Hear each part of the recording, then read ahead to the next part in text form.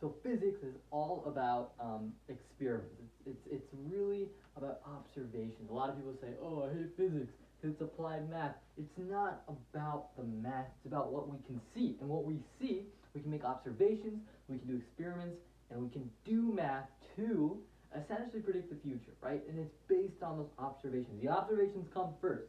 So that's why when you did the Speedy lab, or at least, at my high school I go to, you start off with the Speedy lab. I know some teachers are different, but when you did the Speedy lab, that was about making observations of a car and its position over time. So here's what you did.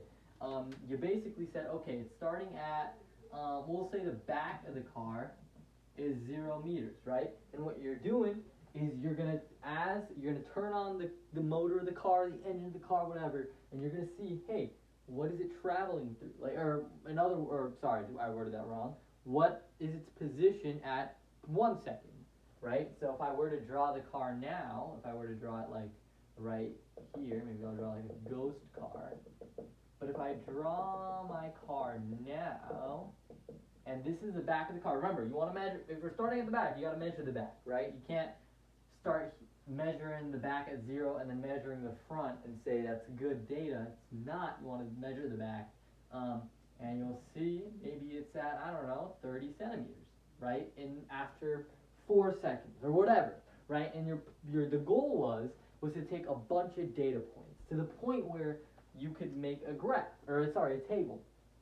Graph's the next step. You can make a table, the position, which we call x. That's just what we do, because you can imagine it's going on the x-axis of the graph. So we say the position is x, and we say time is in, just t. So maybe at time 0, it has traveled 0, and we'll say this is centimeters, and this is seconds. Maybe at time 4, it's at 30, maybe at time 8, it's at, I don't know, maybe we'll say 30.1, and then here we'll say 60, and then maybe at time, 12, we'll say it's like maybe 89 or something. I don't know, you did the data, okay? And once you did the data, you made a graph. So our graph, we're going to be graphing position over time. All right. And today's video, I'm really going to be talking about what this graph tells us and how we can solve problems with it. How can we predict the future of something that is going at constant velocity? We'll talk about what does constant velocity mean. So let's just try to analyze this graph. Anytime you see a graph, your first question you might ask is, hey, what's the slope, right? Or what does the slope represent? If you took chemistry accelerated, I'm actually saying this because I'm taking chemistry accelerated right now. I took AP Physics 1 first.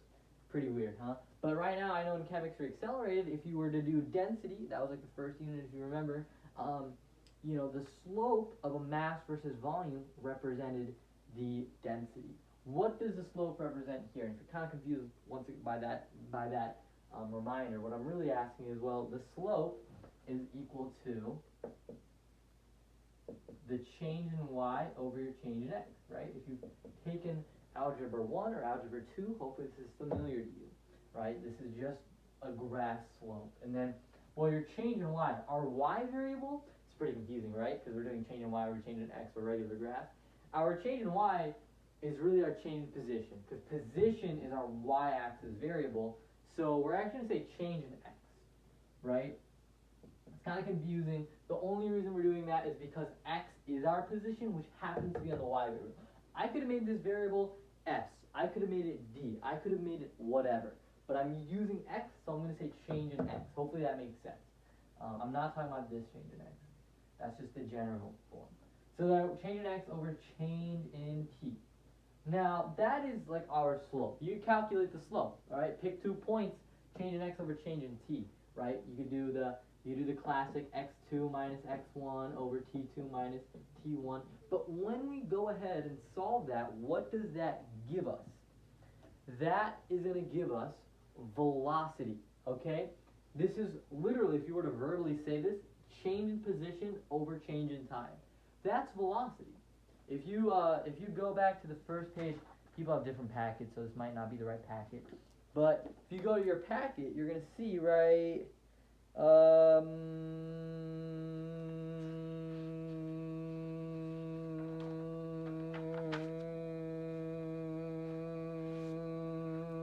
here. You're gonna see right here. Velocity, it says somewhere change in position over change in time. It's the rate at which your position changes. That's all that velocity is. That's all that it is. It's the rate at which your position is changing. If your position's changing really fast, right? You're a car. You're like in a NASCAR car, changes really fast. Awesome. That you have a really high velocity. If you're in like your grandma's wagon and she's pulling you, right? Over a certain period of time, you're not changing very. Your position's not changing very fast. You're moving very slow. You have a very low amount of velocity. Remember, velocity is a vector because position's a vector. So I can have velocity this way. I can have velocity this way, right? And what I really mean by that is sometimes, actually, I'll talk about that a bit later. But just remember, velocity is direction. So if I say I have a really low amount of velocity, I really mean I have a low amount of speed, right? I'm not moving very fast, but you got it. Hopefully that makes sense. So this is our velocity. So in pivot or whatever you use, you probably had to write. They probably gave you like a slope. Like when you entered your table when you entered your thing in a pivot, they spit out a graph for you, and it probably gave you an equation. So your equation might have looked like this.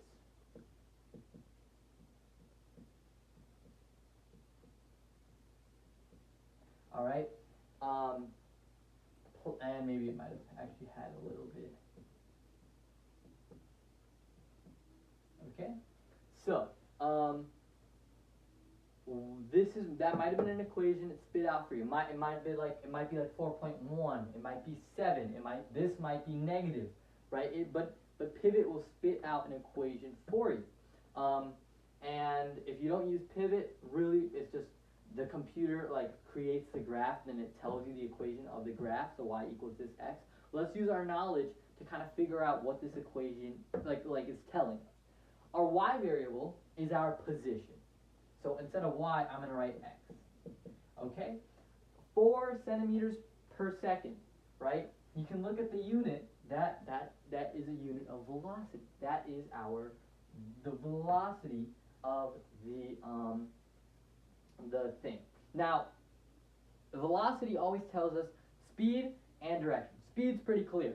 4 centimeters per second. What's the direction? Well, let's say 0 is here and 1 meter is here, right? That's just the meter stick I've drawn. Well, if you have 1 meter here, I should say, your position is increasing to the right. Did I do that right? Yeah, the right, right? So, increasing position, well, that means if your position's increasing, right, your velocity is going to be in the same direction. Now, so I'm actually explaining this really wrong. Position's increasing, and it's increasing to the right. So if your velocity is positive, that means your car is going from left to right, right? If your velocity is negative, that means it's starting here and it's going to a lower position, right? Because it's starting at 1 and it's getting smaller. That just means it's going to the left. That's why you might get a negative number. The positive number tells me the velocity is directed to the right. Okay, so x is going to equal. So I'm just going to substitute v as a variable right here. And x, we decided, right, that our x-axis is t. Like that's our x-axis variable. Okay. You also might have gotten, Pivot might have also calculated when you did your line of best fit, this random number. Now this is our y-intercept, right? And it's basically 0. I might as well not throw that on there, but just to be safe, right, we can throw in, maybe we can add a variable for that. Now it's in centimeters, so it's going to be some sort of like distance or some sort of position variable. Now, and I want you, if you want to figure out, well, what does this number represent? Like what does this tell us? It tells us our initial position. Why? because the y-intercept, right, if I draw like a more clear y-intercept, like so, our y-intercept tells us what is the position, or yeah, what is the position when the time is equal to 0. So that time equals 0, if I'm at 3 centimeters, that is the position I'm starting with. I am already starting 3 centimeters ahead. That would be like if I put my dune buggy at 3 centimeters and then I started letting it move. That's your initial position. So I and other people like to sometimes write x naught, right? It's like the position at time equals 0. And if you're unclear about these variables, hopefully we can kind of start to make sense of it. Position is equal to velocity times time plus initial position. Awesome. Now this is pretty useful stuff to know. What this equation can do for me is it can predict the motion and where this car will be at 40 hours, right? You keep this thing going for 40 hours. Now you know that sounds absurd, right? Because it's like, well, in 40 hours, what if its battery starts dying? What if it's like slowing down? And maybe this equation won't always be true. Because what has to be true if this equation is going to work, and you're going to see this in your next lab, so I might be giving you a spoiler, but I'm doing this after I think you guys have done the lab, whatever. This equation only works if you have a constant velocity, right? Because if I had something like this, if that was my x versus time graph, the slope, okay, this is getting kind of crazy here. The slope at a certain point is your tangent line. So, as you can see, the slope, it's kind of there's no slope, there's no constant slope. But what's happening is the slope at a certain point, like right here, if you were to find the slope, it's like kind of like that, and it eventually flattens out, right? So if you used this equation, our equation is a straight line, right? You can see if our thing isn't going at a constant velocity, if it doesn't have a constant slope, our equation is off, right? If I use my equation to kind of predict that, okay, if it's going 4 centimeters per second, after 30 seconds, it would be 1.2 meters, right? 120 centimeters. I converted, by the way. So 40 times 3 is 120. That's 1.2 meters as well. So if I predicted 120 centimeters, you can see how far off my prediction is. So this only works for constant velocity. So this is something that's moving at a constant speed, not changing directions, right? If I'm moving in a circle, I could be, moving at 10 meters per second. That's a constant speed. Is my velocity constant? No. Its direction is constantly changing. My hand points to the direction that I'm going, right? You can see it's constantly changing. And that makes sense. If I'm moving in a circle, after 1 hour, I'll just be back where I started, right? I'll barely have moved. But if you use this formula, it'll say like, oh, after 100 hours, you'll be 1 billion meters, right? Because I plug in velocity times time. That's how this equation works.